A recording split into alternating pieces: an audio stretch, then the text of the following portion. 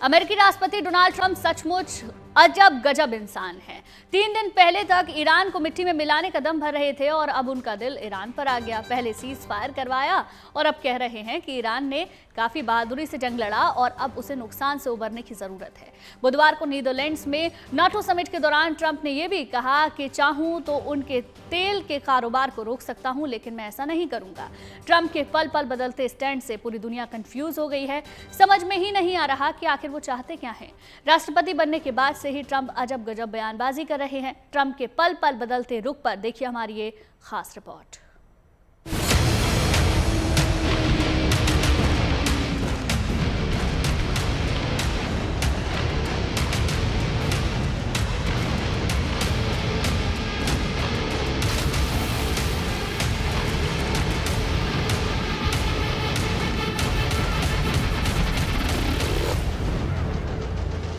अपने दूसरे कार्यकाल में अमेरिकी राष्ट्रपति डोनाल्ड ट्रंप एक राष्ट्राध्यक्ष के तौर पर नहीं बल्कि अपने अटपटे फैसलों और बयानों की वजह से कमाल की ख्याति हासिल कर रहे हैं। 40 years they've been saying death to America, death to Israel, death to anybody else that they didn't like. They were bullies. They were schoolyard bullies.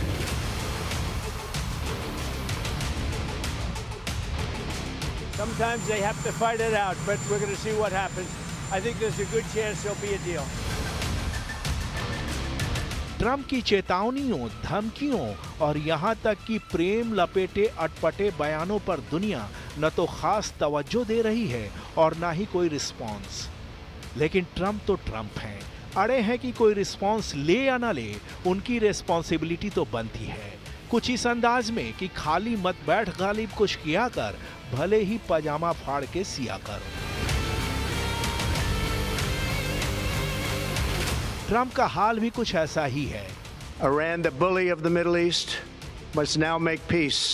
सुबह धमकी देते हैं, दोपहर में शांति की बात करते हैं, शायद नोबेल शांति पुरस्कार की चाहत हो, और शाम को प्रेम धुन गाने लगते हैं।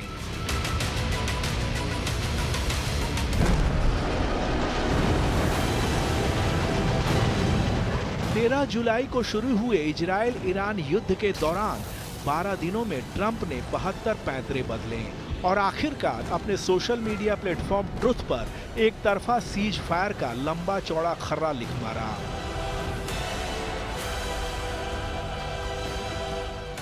इजराइल और ईरान लगभग एक साथ मेरे पास आए और शांति की अपील की। मैं जानता हूं कि अब शांति का समय आ गया है। दुनिया और मिडिल ईस्ट ही असली विजेता है। दोनों देश भविष्य में बेशुमार प्यार, शांति और समृद्धि देखेंगे। दोनों देशों को बहुत कुछ हासिल करना है और अगर वे नीति और सत्य के मार्ग से भटक जाते हैं तो उन्हें बहुत कुछ खोना पड़ेगा। लगा जैसे ट्रंप को युद्ध विराम पर निबंध लिखने का टास्क मिला था, जिसे उन्होंने पूरा कर दिया, बिना ये फिक्र किए कि उनके निबंध के जो सब्जेक्ट्स हैं वो उनकी बातों पर सहमत हैं भी या नहीं। यहाँ तक कहा कि दोनों देश करीब करीब एक ही साथ उनके पास आए और शांति की अपील की। हालांकि ट्रंप की इस पोस्ट की हवा थोड़ी ही देर में ईरान के विदेश मंत्री अब्बास अराघची ने निकाल दी। ट्रंप की पोस्ट के बाद अराघची ने कहा, अभी तक किसी तरह के सीज फायर या सैन्य कार्रवाई रोकने पर कोई समझौता नहीं हुआ है, लेकिन अगर इजरायली सरकार ईरानी समय के मुताबिक सुबह 4 बजे तक ईरान के खिलाफ अपनी गैर कानूनी जंग रोक देती है तो हमारा जवाबी हमला जारी रखने का कोई इरादा नहीं है। ईरान ने न सिर्फ अपनी स्थिति साफ की बल्कि ट्रंप की पोस्ट के बाद ईरान ने मंगलवार तड़के इजराइल पर कई बैलिस्टिक मिसाइलें भी दाग दी। जवाबी हमला इजराइल ने भी किया। ईरानी मीडिया की माने तो इजराइल एयर स्ट्राइक में उसके परमाणु वैज्ञानिक मोहम्मद रजा सिद्दीकी सबेर की मौत हो गई। यानी कुल मिलाकर ट्रंप का cease fire plan social media post तक ही सीमित रह गया। इस पूरे सोप ओपेरा में अमेरिकी राष्ट्रपति की गजब की बेअदबी हुई और वो भी दोनों ही देशों की ओर से हुई। खैर, ट्रंप भी हार मानने वालों में नहीं है, इसलिए अपने सोशल मीडिया प्लेटफॉर्म ट्रुथ पर एक और पोस्ट दाग दी। इस बार लिखा, अभी से सीज फायर लागू होता है, प्लीज इसे ना तोड़ें। ये पोस्ट देखकर ऐसा लगा कि ट्रंप 3 तक गिनने की चेतावनी देने के बाद 1, 2, 2.25, 2.5, पौने 3 टाइप की गिनती कर रहे हैं। पर ना तो इजराइल और ना ही ईरान ट्रंप की इस गिनती को कोई तवज्जो दे रहे हैं।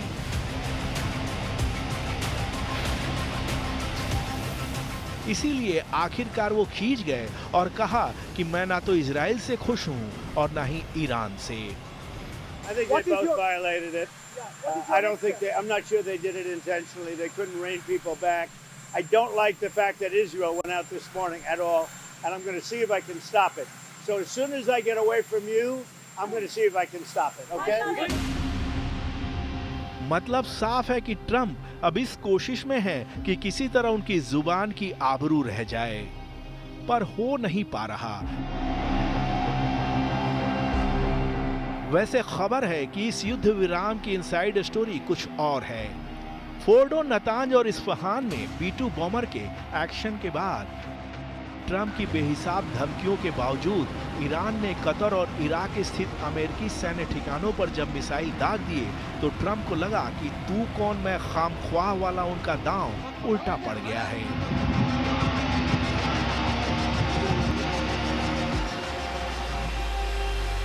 इसीलिए 2 दिन पहले दिए अपने ही बयान से अनोखी पलटी मारी।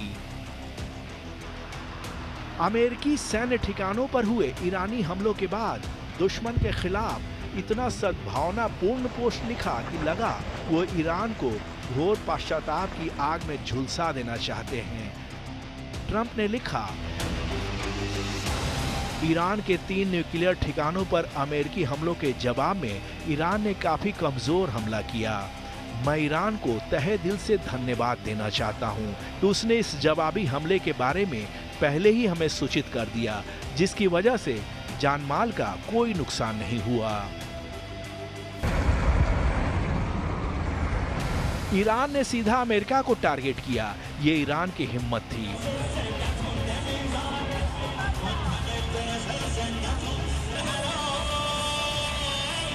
पर ट्रंप हमले के जेस्चर से ज्यादा हमले के इम्पैक्ट में अपने लिए निकलने का सेफ रूट ढूंढ रहे हैं।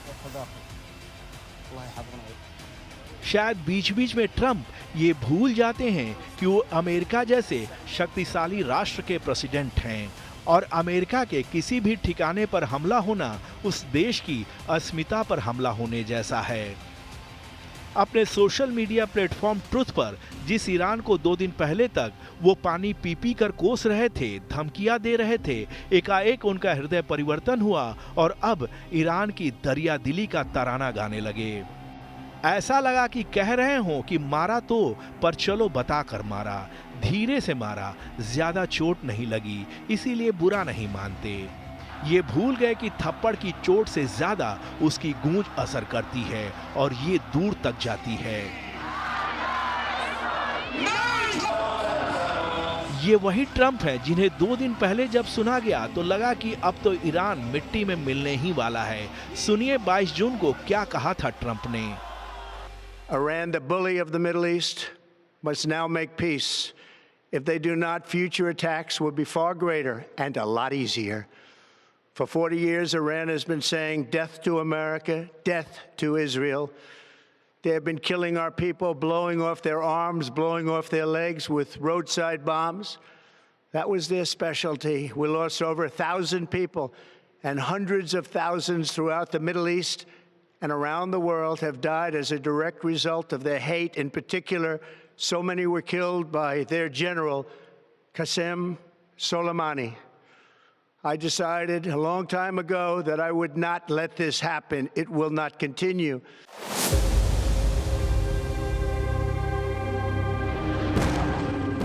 ट्रंप की नजर में 2 दिन पहले ईरान हजारों लोगों का हत्यारा था। 2 दिन पहले कहा कि अगर अमेरिका को छू भी दिया तो अंजाम भयानक होगा। पर ईरान ने न सिर्फ छुआ बल्कि उतने ही बम फोड़े जितने अमेरिका ने ईरान की धरती पर फोड़े थे।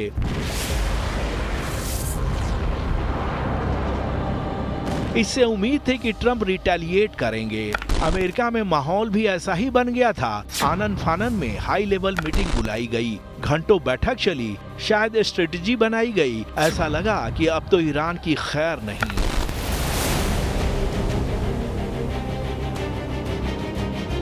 पर मीटिंग के बाद ट्रंप बाहर आए और कहा, शुक्रिया ईरान। अब दिक्कत ये है कि ईरान ने ट्रंप के शुक्रिया की भी परवाह नहीं की, धमकी की तो पहले भी नहीं की थी। ट्रंप के सामने अब असल चुनौती अपनी फेस सेविंग की है, यानी इज्जत बचाने की। इजराइल को उकसाकर ईरान से युद्ध में झोंककर और फिर खुद भी उसमें कूदकर अपना हाथ बुरी तरह जला चुके हैं ट्रंप। और अब तो उन्हें कोई मरहम भी नहीं मिल रहा। G7 जैसे दुनिया के सबसे समृद्ध फोरम को बीच में भी छोड़कर जब वो तेजी से निकले थे तो पूरी दुनिया गंभीर हो गई थी। सबको लगा था कि 24 घंटे के भीतर ही कुछ बहुत बड़ा होने वाला है। हालांकि फ्रांस के राष्ट्रपति इमैनुअल मैक्रा तभी समझ गए थे कि ट्रंप शादी में आए फूफा की तरह हैं। इसलिए चुटकी लेते हुए कह दिया था कि ट्रंप सीज फायर करवाने गए होंगे। La première présidence s'est exprimée il y a quelques minutes pour dire qu'il y avait des discussions qui étaient en cours, ce qui est une bonne chose.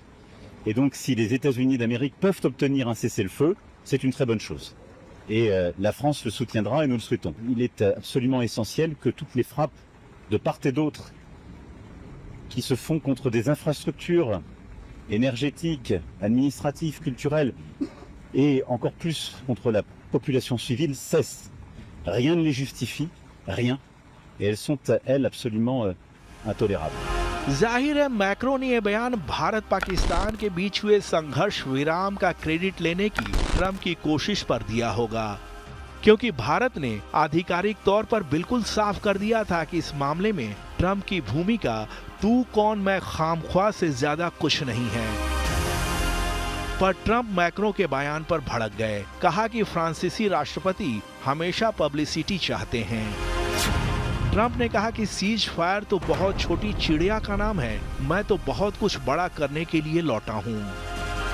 He's a nice guy. Look, he said I was going back home to make a ceasefire.